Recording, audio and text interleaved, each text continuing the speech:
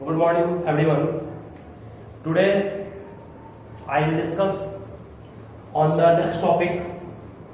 That means, what will the capacitance of a parallel plate capacitor when some dielectrics are placed in between them. मतलब हम लोग आज एक ऐसे topic पर काम करेंगे जिसमें कि आपको मालूम चलेगा कि अगर आपके पास पैरेलल प्लेट कैपेसिटर है और उसके बीच किसी डाइलेक्ट्रिक्स को प्लेस करते हैं तो उसका कैपेसिटेंस क्या होगा। चलो मैं स्टार्ट करता हूं। तो टॉपिक क्या है इसको गौर करते हैं। सपोज हमारे पास ये पैरेलल प्लेट कैपेसिटर दो प्लेट है। दोनों प्लेट में इस प्लेट पर चार्ज प्लस क्यू है, इस पर charge minus Q. That's okay. इस दोनों प्लेट के बीच का डिस्टेंस वो स्मॉल डी का है, ठीक है। और डाइलेक्ट्रिक्स पहले क्या होता है, पहले मैं उस पर काम करता हूं। सबसे पहले मेरा टॉपिक है डाई इलेक्ट्रिक्स क्या होता है, व्हाट डू मीन डाइलेक्ट्रिक।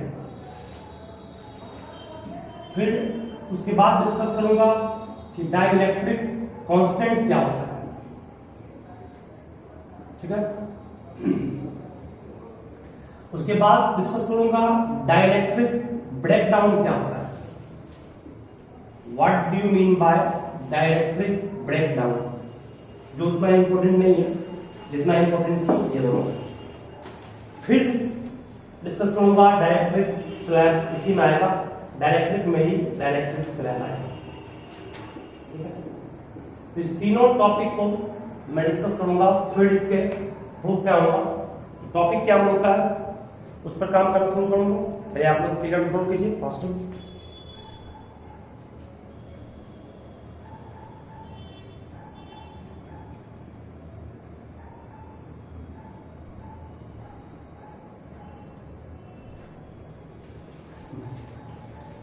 चलो ठीक है। तो टॉपिक ये हम लोग का है कि capacitance of parallel plate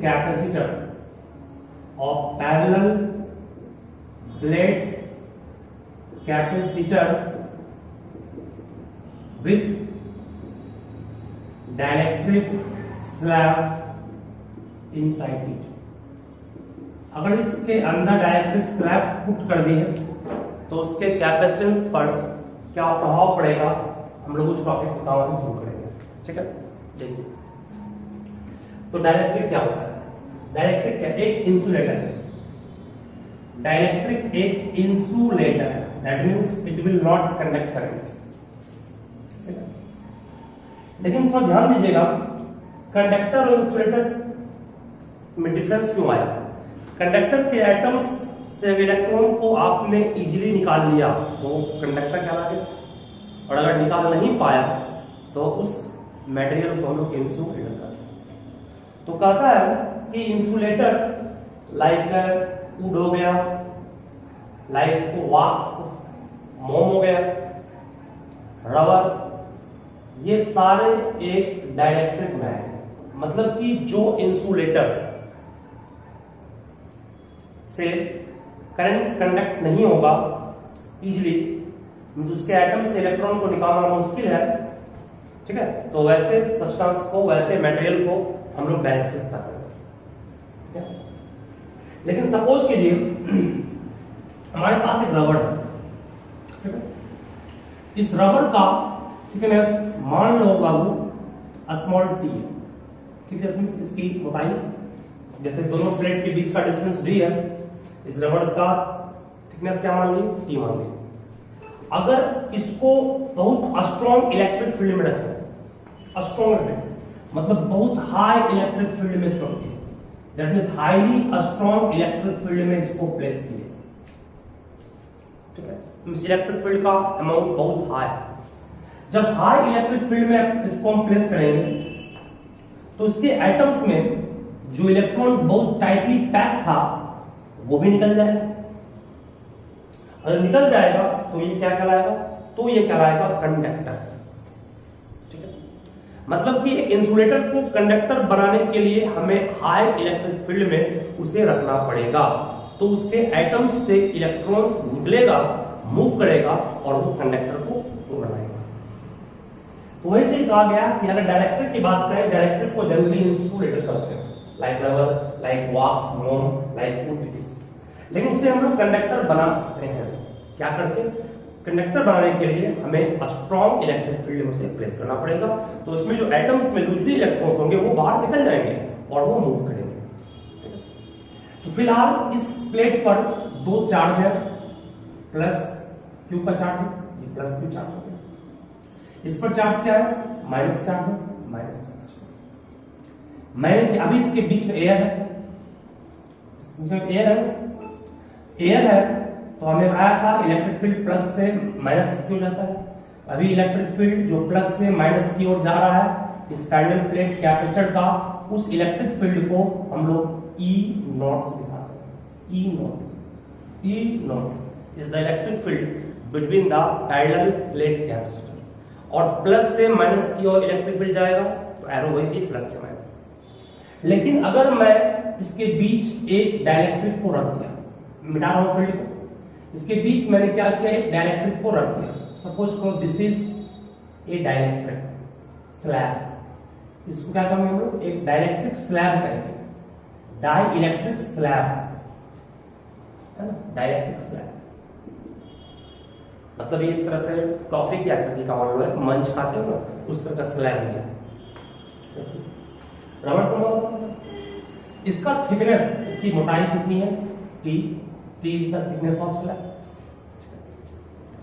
electric field plus से माइनस की ओर जा रहा है, ठीक है। तो उस इलेक्ट्रिक फील्ड में इसको प्लेस किया और इलेक्ट्रिक फील्ड में प्लेस करने के कारण जो डाइलेक्ट्रिक स्लैब था उसके एटम्स से इलेक्ट्रॉन्स को निकालना शुरू किया, तो वो आपका क्या बन गया? इंडक्शन के कारण इस पर भी, इसके दो किनारे पर चार्ज आ गया अपोजिट। मतलब इस एंड पर चार्ज यहां प्लस था, इस पर चार्ज क्या आ गया? माइनस था। और इस एंड पर चार्ज क्या आ गया? प्लस। ठीक है, मतलब ड्यू टू इंडक्शन, पढ़े हो ना क्लास 9 में 10 में, इंडक्शन के कारण इस पर चार्ज क्या आ गया? Opposite direction. मतलब ये प्लस था, इस पर चार्ज माइनस आ गया, ये माइनस था, क्या आ गया? प्लस। और अब स्लैब के अंदर जो इलेक्ट्रिक फील्ड बनेगा तो वो प्लस से माइनस होगा। Electric field inside the slab का डायरेक्शन कहोगे सर? प्लस से माइनस, इस तरह होगा। ये हो गया पोलराइजेशन के कारण, मींस पोलराइज्ड हुआ। इंडक्शन के कारण हम लोग के स्लैब में जो अपोजिट चार्ज डेवलप हुआ, उस इलेक्ट्रिक द्वारा जो इलेक्ट्रिक फील्ड प्रोड्यूस हुआ वो EP हुआ। EP means electric field inside the slab due to polarisation. और पोलराइजेशन काउज क्यों हुआ? इंडक्शन के कारण काउज हुआ। ठीक, तो एक इलेक्ट्रिक फील्ड तो हम सब जान रहे हैं प्लस E है, जो कहां गया? प्लस से माइनस गया। एक E नॉट का डायरेक्शन प्लस से माइनस की ओर है, एयर में। अगर स्लैब नहीं था तो स्लैब डालने के कारण स्लैब में इंडक्शन के कारण अपोजिट चार्ज डेवलप किया और उसके अंदर तब इलेक्ट्रिक फील्ड जो है उसका डायरेक्शन क्या है? इसके अपोजिट है, उसको हम EP कहते हैं, electric field due to polarisation. तो लोग नेट इलेक्ट्रिक फील्ड कितना होगा? कहोगे सर नेट इलेक्ट्रिक फील्ड, अब वो नेट इलेक्ट्रिक फील्ड को कहोगे तुम लोग सर, नेट इलेक्ट्रिक फील्ड को हम लोग कह सकते हैं E नॉट माइनस EP, जिसको दिखाते हैं किससे? कैपिटल E से। मींस नेट इलेक्ट्रिक फील्ड को दिखाते हैं कैपिटल E से। ये दोनों अपोजिट है, एक प्लस एक माइनस, अपोजिट माइनस का रिजल्टेंट इलेक्ट्रिक फील्ड मिल गया। मतलब this is the net electric field inside the parallel plate capacitor.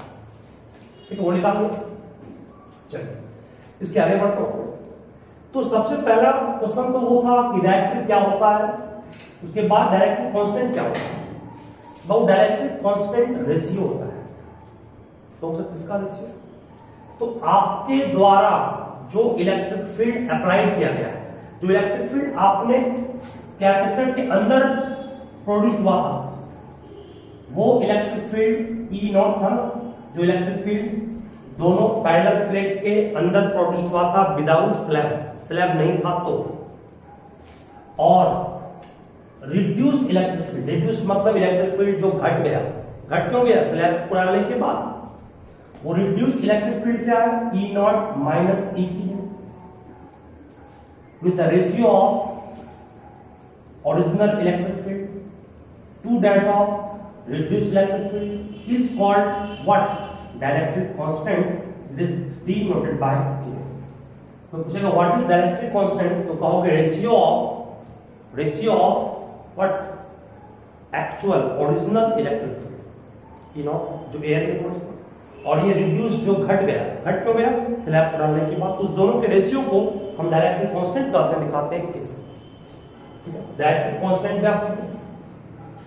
इसी को और शॉर्ट में कर सकते हैं, K equals E not vector by what E, क्योंकि अभी जस्ट पढ़ाया मैं E नॉट और E का डिफरेंस, EP का डिफरेंस क्या होता है, E होता है, वही मींस इस दोनों के बदले में यहां पे ये पुट कर सकता हूं, ये K का, ठीक है, कोई दिक्कत नहीं है। अब एक पॉइंट मैं एक तरह और यहां मेंशन किया था, डाइलेक्ट्रिक ब्रेकडाउन क्या होता है, मैक्सिमम इलेक्ट्रिक फील्ड, मान लो अभी ये आपका डाइलेक्ट्रिक स्लैब है, इसके एटम्स ये सब है, इसके इलेक्ट्रॉन्स बिल्कुल अंदर पैक है, इसको निकालने के लिए हम इलेक्ट्रिक फील्ड अप्लाई कर रहे हैं, नहीं निकल पाया, अप्लाई कर रहे हैं नहीं निकल पा रहा है, अप्लाई कर रहे हैं नहीं निकल पा रहा, मैं इलेक्ट्रिक फील्ड बढ़ा रहे, एक ऐसा समय ऐसा आएगा कि हमने उस इलेक्ट्रिक फील्ड तक इसे पहुंचा दिया कि अब इलेक्ट्रॉन निकलने ही वाले हैं, जब इलेक्ट्रॉन निकल जाएंगे तो ये क्या बन जाएगा, कंडक्टर बन जाएगा। तो मैक्सिमम इलेक्ट्रिक फील्ड जिसमें कि जहां तक कि ये इंसुलेटर बना रहे, उसके जस्ट बाद ये कंडक्टर बन जाएगा, उस मैक्सिमम अप्लाइड इलेक्ट्रिक फील्ड को हम लोग कहते हैं what, dielectric breakdown. Dielectric breakdown क्यों कहे, क्योंकि उस इलेक्ट्रिक फील्ड से थोड़ा सा भी ज्यादा बढ़ेगा तो वो डाइलेक्ट्रिक रहेगा ही नहीं, वो बन जाएगा कंडक्टर, इसलिए नाम पड़ा उसका डाइलेक्ट्रिक ब्रेकडाउन, ठीक है। तो कोई पूछेगा व्हाट इज डाइलेक्ट्रिक ब्रेकडाउन, तो क्या बोलोगे, मतलब maximum applied electric field that will make the dielectric conductor by removing it's electrons and moves in a particular direction, that is called what, that is called dielectric breakdown, ठीक है, समझ गए ना। Dielectric breakdown का meaning यही होता है जो मैं बताया, मींस एक इंसुलेटर को कंडक्टर बनाने के लिए इलेक्ट्रिक फील्ड बढ़ा रहे, एक मैक्सिमम ऐसा इलेक्ट्रिक फील्ड जहां जिसके जस्ट बाद वो कंडक्टर बनने वाला हो, ठीक है, उस सिचुएशन को, उस स्टेज को हम लोग कहते हैं डाइलेक्ट्रिक ब्रेकडाउन, ठीक है। यहां तक किसी को दिक्कत नहीं है, फिगर आपके सामने है, डाइलेक्ट्रिक कांस्टेंट भी हो गया, डाइलेक्ट्रिक भी हो गया, डाइलेक्ट्रिक कांस्टेंट का यूज है प्रूफ में करेंगे हम लोग, यहां तक किसी को दिक्कत नहीं है। चलिए ये क्या है, ये आपका पोलराइज्ड इलेक्ट्रिक फील्ड है स्लैब के अंदर EP, और इसे कहते हैं polarised electric field, polarised electric field. और ये क्या है, ये electric field original electric field है। ओरिजिनल इलेक्ट्रिक फील्ड किसके बीच आया, दोनों पैरेलल प्लेट कैपेसिटर के बीच आया। चलो यहां तक हमारे ख्याल से किसी को दिक्कत नहीं है। चलो अब स्टार्ट कर रहा हूं प्रूफ, इसको अच्छे से नोट कर लो, वीडियो को पॉज करके एकदम क्लियर कॉपी में नोट करोगे, जिस तरह क्लास में नोट करते हो वैसे नोट करना है, ठीक है। अब मिटाता हूं मैं इसे, जगह हमारे पास कम है इसलिए बस आपको मेन फॉर्मूला याद रखो, K इक्वल्स क्या आ गया, K equals E naught by E आया ना, E नॉट बाय E आया, ठीक है। स्टार्ट कर रहा हूं मैं, नेक्स्ट टॉपिक हमें निकालना क्या है, कैपेसिटेंस किसका, पैरेलल प्लेट कैपेसिटर का। कब, जब उसके अंदर क्या पुट करेंगे, एक डाइलेक्ट्रिक स्लैब पुट करेंगे तो। चलिए C capacitance formula epsilon naught into A by T, this is the formula of capacitance of a parallel plate capacitor when there is no slab. पढ़ाया था मैं, अगर दो पैरेलल प्लेट से दिया गया है उसके बीच सिर्फ एयर है तो कैपेसिटेंस ये आप लोग पढ़े हैं, दैट इज एक्सप्रेशन हमारे पास सब पढ़े इसको। लेकिन स्लैब को डालने के बाद कैपेसिटेंस क्या होगा ये हमें अभी निकालना है। तो चलिए सबसे पहले तो हमारा सवाल ये है कि उस कैपेसिटेंस का फॉर्मूला क्या, आप बेसिक फॉर्मूला क्या पढ़े, सबसे बेसिक फॉर्मूला कैपेसिटेंस का हम लोग पढ़े हैं, basic formula of capacitance is C equals Q by V, सब पढ़े C equals Q by V, तो बेसिक फॉर्मूला था। अब आपको पोटेंशियल डिफरेंस निकालना है, what is potential difference between them. चलिए V निकालने का, V कैसे निकालेंगे, तो V टोटल इलेक्ट्रिक पोटेंशियल। याद कीजिए सबसे एक कुछ दिन पहले मैं एक फॉर्मूला पढ़ाया था आपको, या हमारे क्लास होगा E equals V by T, D distance था, E electric field, V electric potential. Total electric potential को एक तो इलेक्ट्रिक पोटेंशियल हमें लेना पड़ेगा इसके बीच, एक तो इसका निकालना पड़ेगा पोटेंशियल स्लैब का, और एक बाकी बचा हुआ स्पेस उसमें पोटेंशियल क्या है, मतलब एक टोटल इलेक्ट्रिक पोटेंशियल के लिए एयर यहां आ गई है, एयर इस कॉलम में एयर और इस कॉलम में एयर है, बीच में स्लैब, इस कॉलम और इस कॉलम का पोटेंशियल जहां एयर है उसको आप क्या लिखिएगा, उसको कहोगे sir electric field in air, E naught हो गया, V equal to E naught, E भी होगा ई नॉट, और ये दोनों गैप की लंबाई कितनी है, ये पूरा गैप D था, D में ठीक गया D माइनस, सही है, V equal to E into D होगा, E इंटू डी में ये दोनों गैप का इलेक्ट्रिक फील्ड को दिखाया E नॉट, और इसके बीच का डिस्टेंस क्या हो गया, D माइनस टी हो गया, प्लस EP, EP मतलब इसका इलेक्ट्रिक फील्ड EP, और इसका लेंथ कितना है, नो प्रॉब्लम है। उसके बाद फिर कहोगे सर अभी जस्ट कुछ देर पहले बताया था आपको कि इसको क्या लिख सकता हूं, पहले आप इसको लिखिए, मैं मिटाऊंगा फिर तब आगे बढ़ूंगा।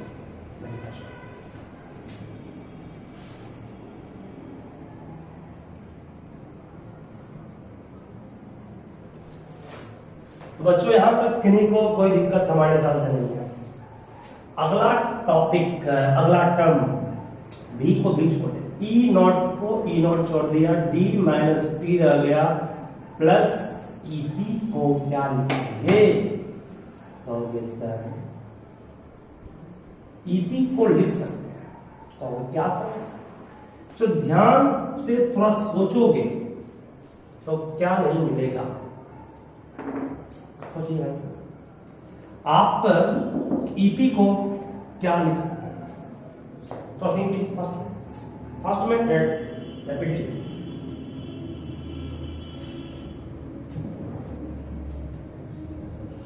शुरू करें। ये इलेक्ट्रिक फील्ड EP यहां पर लिखा हो, वो एक्चुअल में EP होगा क्या, कोई और होगा, इस पर विचार कीजिए थोड़ा सा।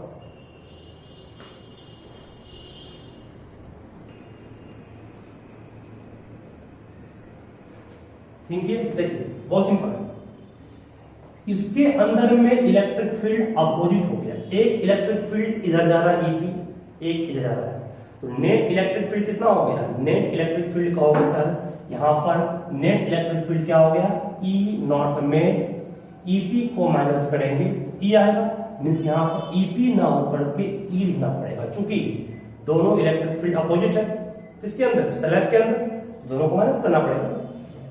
अब यहां से E का मान यहां से क्या आएगा, E का मान कहोगे E नॉट बाय सर क्या है, ठीक है, E का मान E नॉट बाय क्या है, चलिए यहां से बाबू E नॉट कॉमन निकालेंगे, क्या बच गया, D minus T plus T by K, any problem, anyone है, okay no sir, this is equation 2, ठीक है।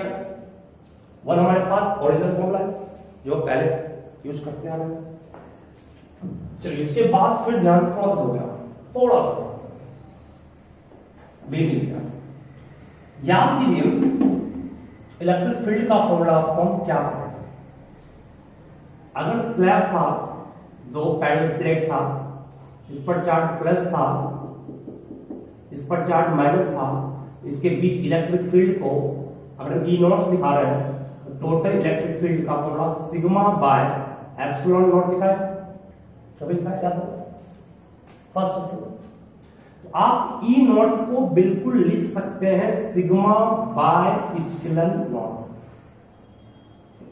ई नॉट के जगह पर sigma by epsilon naught put कर सकते हो, ठीक है।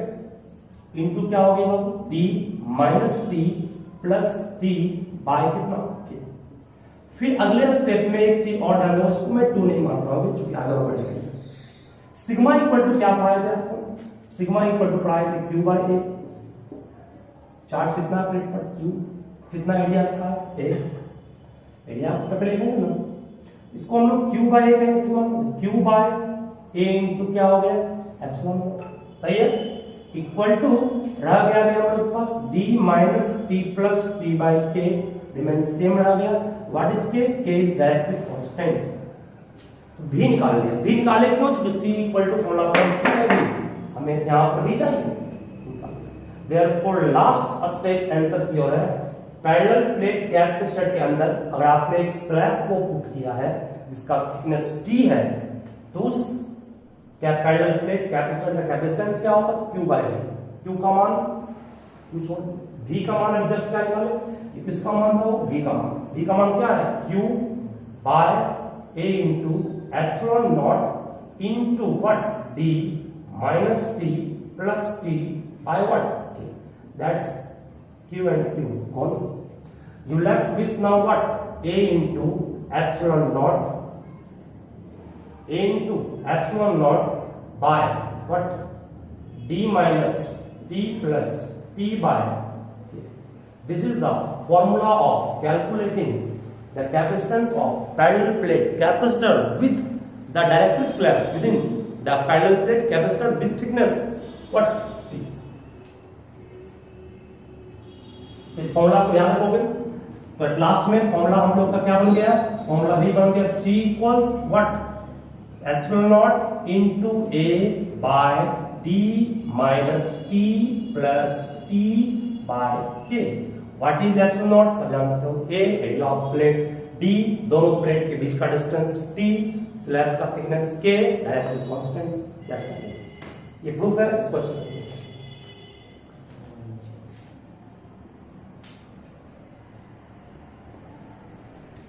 थोड़ा सा हिल गया था, इसको नोट कर लोगे आप।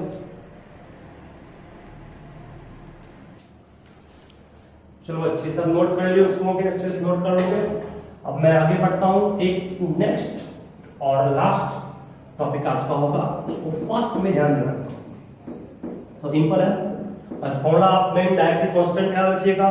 कैपेसिटेंस का फॉर्मूला जस्ट पुट किया मैं, क्या C equals epsilon naught into A by d minus t plus t by पट। ये फॉर्मूला याद रहेगा, कब यूज करना है, जब कैपेसिटर के बीच dielectric slab. Suppose the entire space, entire मतलब संपूर्ण, स्पेस मींस जो जगह है between parallel plate capacitor is field means भर दिया गया है बाय डाइलेक्ट्रिक स्लैब। अगर इसके पूरे जगह जो इसके बीच है उसको हम डाइलेक्ट्रिक स्लैब से भर दिए, मतलब क्या हुआ, मतलब ये हुआ कि ये स्लैब अभी टी थिकनेस का था, इसको पूरे में भर दिए, इसके बीच पूरे स्लैब में हम वही डाइलेक्ट्रिक भर दिए। अब जिसका थिकनेस डी, जो पैरेलल प्लेट का गैप था वो इक्वल हो गया, that means that is what you can say, T किसके इक्वल हो गया, टी नहीं हो गया, इस पूरे प्लेट में भर दिया डायरेक्ट्रिक स्लैब पूरे गैप में। जब टी इक्वल डी क्या होगा, तो बोलो C इक्वल्स क्या बनेगा, तो कहोगे sir C equals epsilon naught into A by D minus T किसके इक्वल बचा, D के, तो D हो गया, प्लस T किसके इक्वल बचा, D के, T हो गया by K, that's right. T और D कट गया, D और D कट गया, तो C इक्वल्स क्या आ गया, epsilon naught into A by D by K। ये कहा गया, K ऊपर गया। अभी जस्ट पढ़ाए थे, ये क्या है, ये आपका कैपेसिटेंस है पैरेलल प्लेट कैपेसिटर का। अगर उसके बीच क्या है, एयर है, क्या सबसे पहला फॉर्मूला प्रूफ में क्या था ना, यहां से आप लोग कर सकते हैं कि अब जो पैरेलल प्लेट कैपेसिटर होगा उसका कैपेसिटेंस के टाइम्स हो जाएगा, के टाइम हो जाएगा किसके, एयर, अगर उस गैप में होगा तो उससे। ये हुआ capacitance of those parallel plate capacitor which hall space is filled with electric slab. और ये कब का था, इसको फॉर्मूला को सबसे बेसिक फॉर्मूला मान के हम लोग प्रूव किए थे एयर के लिए। इसके लिए आपका आ गया सी नॉट। मतलब what is C naught, C naught is the capacitance of parallel plate capacitor if air is found in between them. इस फॉर्मूला को आप सीख गए होंगे, इस फॉर्मूला को याद रखिएगा। दैट इज आप कर सकते हैं यहां पर इसी को के जो रिएक्टिव कांस्टेंट है उसका फॉर्मूला क्या आ गया, C by C naught, C by C naught. चलिए फास्ट बुक लिखिए इसको अच्छे से।